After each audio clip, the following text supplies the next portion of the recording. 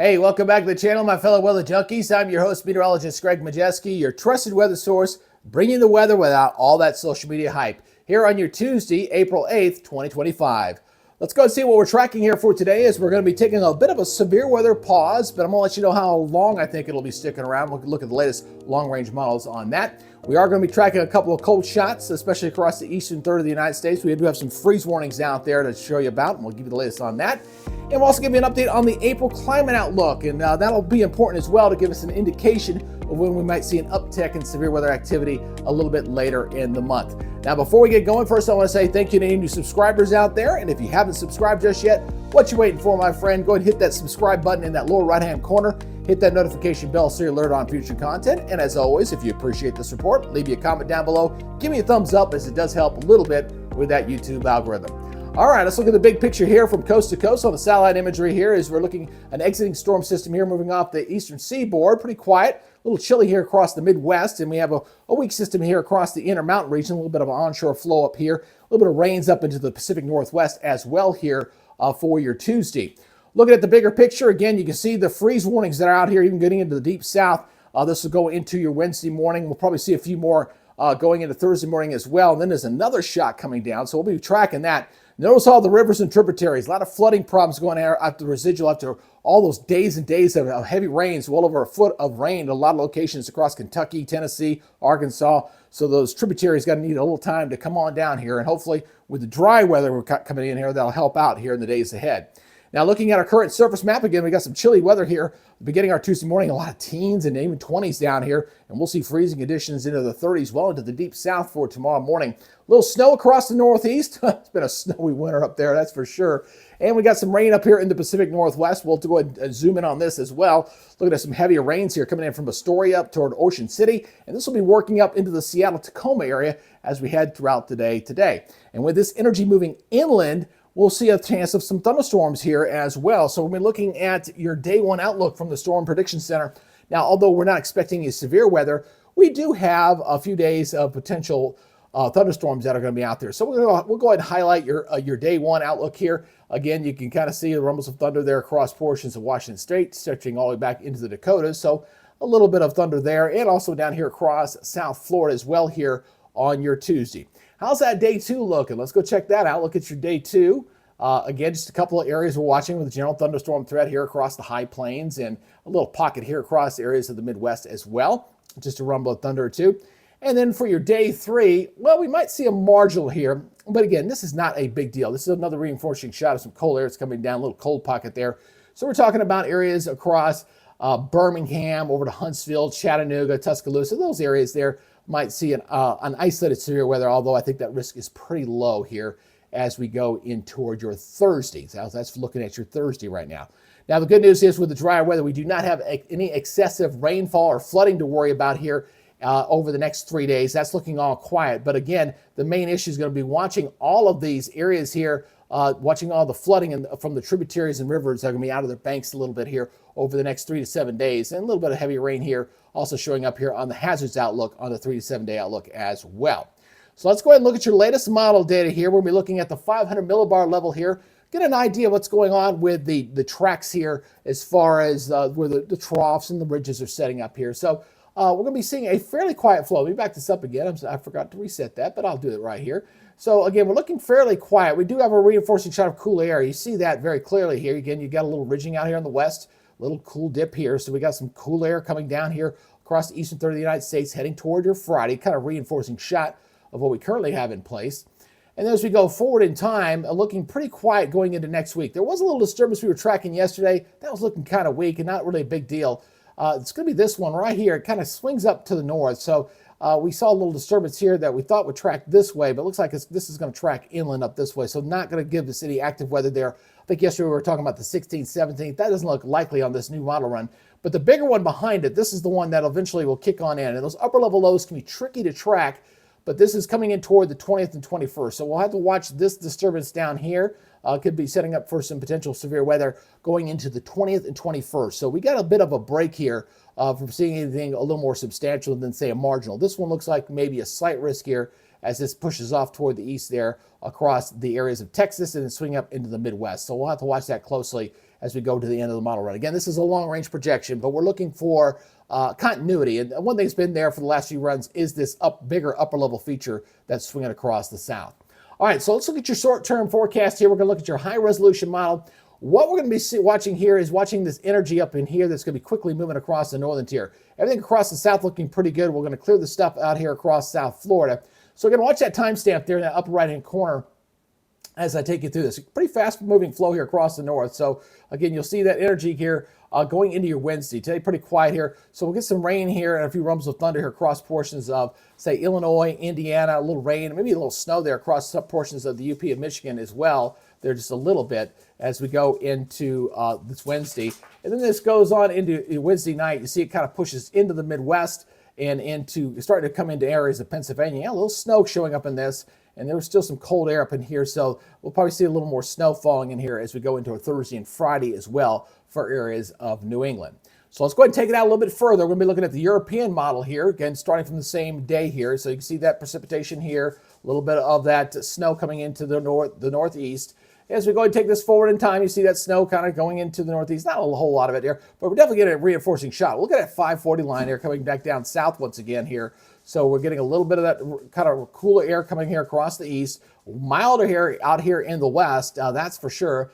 And then we'll see things pretty quiet going into this upcoming weekend. Not bad. We got a weak storm system here kind of tracking across the northern tier, seeing the rains here across areas of Minnesota. Little intermountain snows as well going into Sunday. So that's your 13th of April.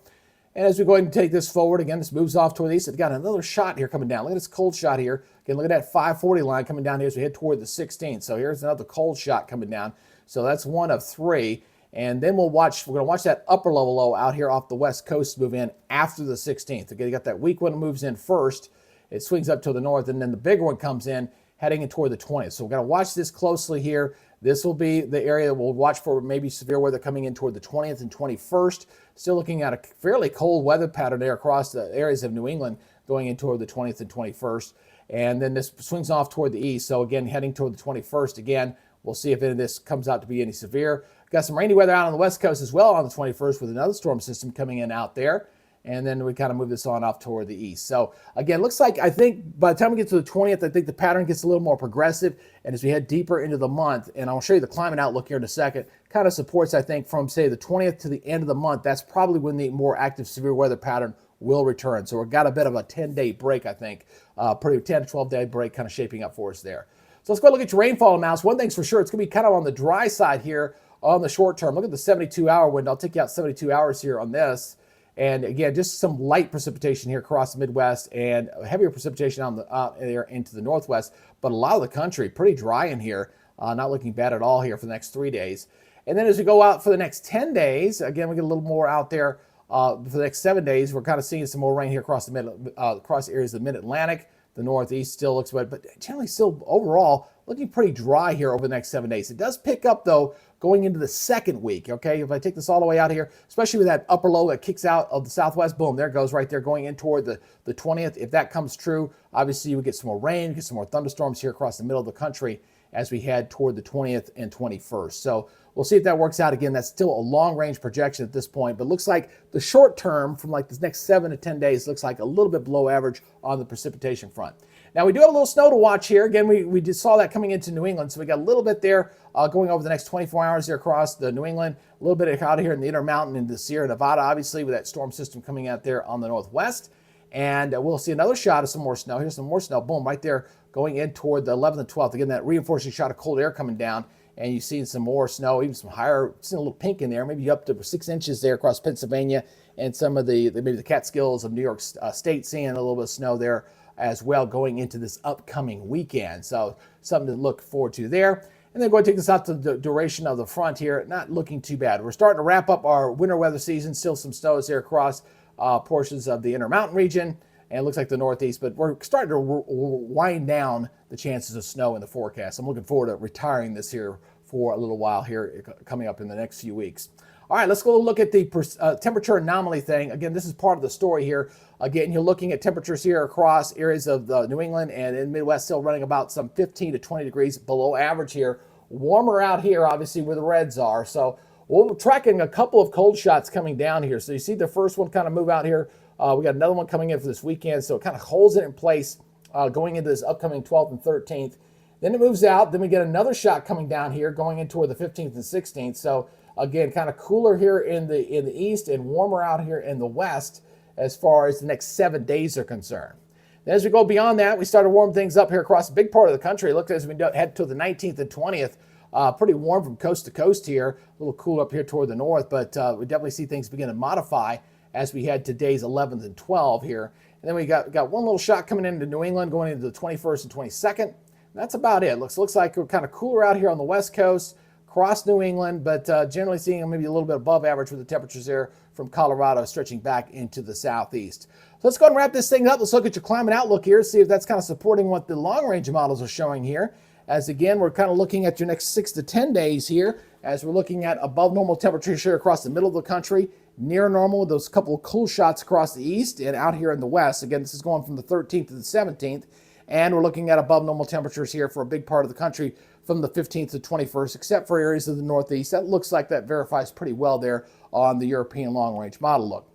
Precipitation outlook definitely below average here across the southeast and across the west, a little bit across the middle of the country from the 13th to the 17th, and then becoming a little more normal, still drier out here on the west coast, and it kind of picks up a little bit here.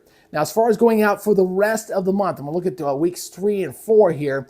Weeks 3 above average here across the west and into the southeast. They're kind of equal here across areas of the Midwest here. And then you see an uptick in precipitation here. This is the 19th to the May 2nd. So this is kind of my prime hot zone when I'm looking for severe weather. So if the long-range projection here for weeks 3 and 4 is true, we may see some more active and more severe weather coming back in here as we head toward the end of the month. I'm thinking after the 20th, the 21st, I think, looks like things begin to pick up a little bit in there, and we'll see how that works out for us here as we go deeper into the month. The good news is we get a bit of a break. You know, after, 7, 8 days in a row of just nonstop severe weather, we're going to finally get a chance to clean up, take a breath, take a battle pause here. There's a little military lingo there, but it does look like things will pick up once again as we get toward after the 20th of April and heading into early May. Again, we're still not done with severe weather season, so you guys need to say weather where. Keep it tuned right here, and I'll give you your updates and let you know when I think it's going to be a really big deal, or if it's going to be something that you just need to pay attention to. I don't like to go over the top too much here when it comes to the weather. I like to give it to you straight. So if you like this approach, if you like this kind of candid speak for me, go ahead and please subscribe to the channel. Hit that subscribe button, hit that notification bell so you're alerted on future content. And as always, if you got a weather question or if you need, got some feedback, please post it down below. I always appreciate feedback from you guys out there. All right, that's y'all's weather update for today. Good. Y'all be good, stay safe, and we'll see you on the next update. Y'all have a great day. Bye-bye.